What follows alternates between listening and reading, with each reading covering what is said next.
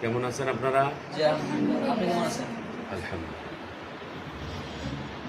সবক হয়েছে? জি সবার সবক হয়েছে? জি। আচ্ছা, সব সবক হয়েছে? তোমাদের চেহারা তো অনেক সুন্দর,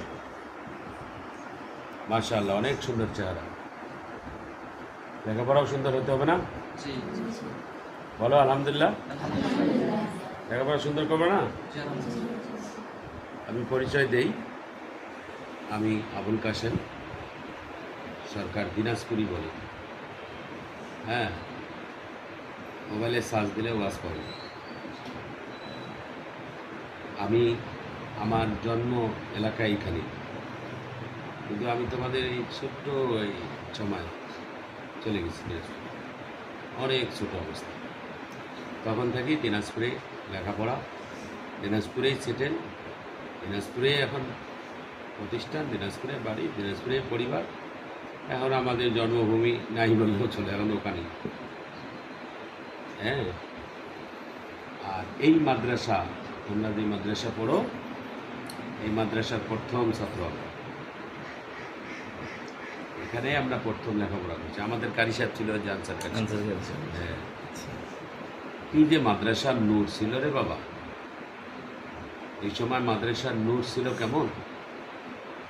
হুজুর যখন আসতো আমাদের, মানে হাবেশা হুজুর, কাদের হাবেশা, তখন হুজুর এখানে, হুজুরের একটা সাইকেল ছিল, সাইকেলের মধ্যে যে বাতি ছিল, লাইট ছিল, ডায়নামা। তো সাইকেল, নতুন সাইকেল ছিল। হুজুরের শরীরের কাপড়, কালো কাপড় পাঞ্জাবি ছিল, ভিতরে সাদা গেঞ্জি পরতেন। হুজুর তো ওই রকম নুরানি চেহারা ছিলেন আগে, এখন মুরব্বী হচ্ছে তো।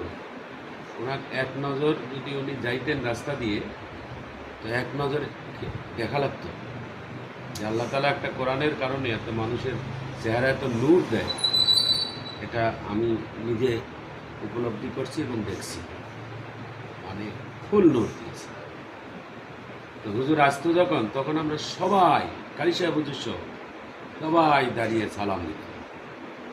হুজুর আসি বসতো, মানে একটা রাজকীয় ব্যাপার।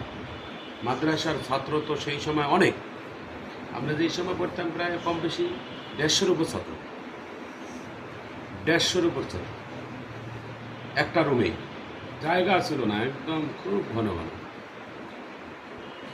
বাবারে, সেই সময় লেখাপড়া যে হতো, নিজের দায়িত্বে ছেলেরা লেখাপড়া করত। তখন তো সোনানি ছাত্র সব দাঁড়িয়ালা, বড় বড়। হ্যাঁ, এক পড়া করে শোনাই